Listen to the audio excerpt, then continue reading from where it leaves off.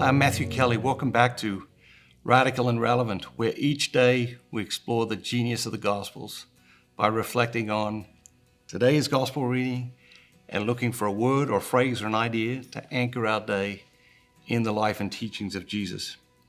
Today's reading comes from the Gospel of Matthew, chapter 20, verses 1 through 16. For the kingdom of heaven is like a householder who went out early in the morning to hire laborers for his vineyard. After agreeing with the laborers for a denarius a day, he sent them into his vineyard. And going out about the third hour, he saw others standing idle in the marketplace, and to them he said, "You go into the vineyard too, and whatever is right I will give to you." So they went. Going out again about the 6th hour and the 9th hour, he did the same.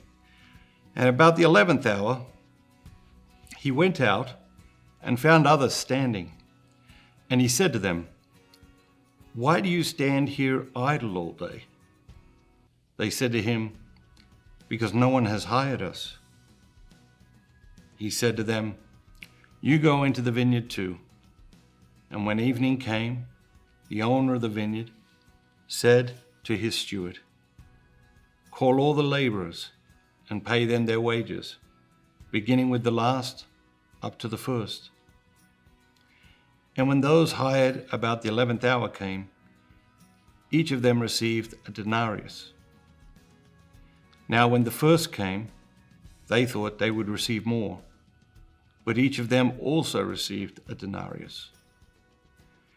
And on receiving it, they grumbled at the householder, saying, "These last worked only 1 hour, and you have made them equal to us who have borne the burden of the day and the scorching heat." But he replied to one of them, "Friend, I am doing you no wrong. Did you not agree with me for a denarius? Take what belongs to you and go. I choose to give to the last as I gave to you. Am I not allowed to do what I choose with what belongs to me? Or do you begrudge me my generosity?" So the last will be first, and the first last. What jumps out at you today? It's one of these classic parables that Jesus told.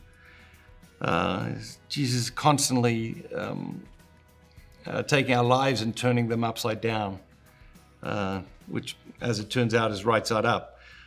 But each time we encounter the gospel and these paradoxes or seeming paradoxes in the gospel that just turn our life upside down, or turn our reality upside down, or turn our worldview upside down, we're challenged to rethink how we see ourselves, how we see God, how we see the world. In a lot of ways, today's your reading is about mercy, it's about justice, it's about generosity.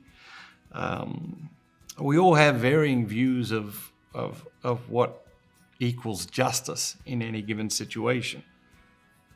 In this situation, the workers who were called first and worked the whole day feel like they've been treated unjustly. And Jesus is essentially saying, well, that isn't the case. We agreed to 1 denarius, and I've paid you 1 denarius, and I've kept my agreement. And the fact that I've chosen to be extra generous to these other people isn't unjust. It's generous, it's merciful, but it isn't unjust. I think we all have a sense of justice that maybe gets offended in some ways by certain situations, and maybe even by this parable itself. And that sense of justice, God is always trying to fine-tune our sense of justice, and a parable like this is obviously trying to do that.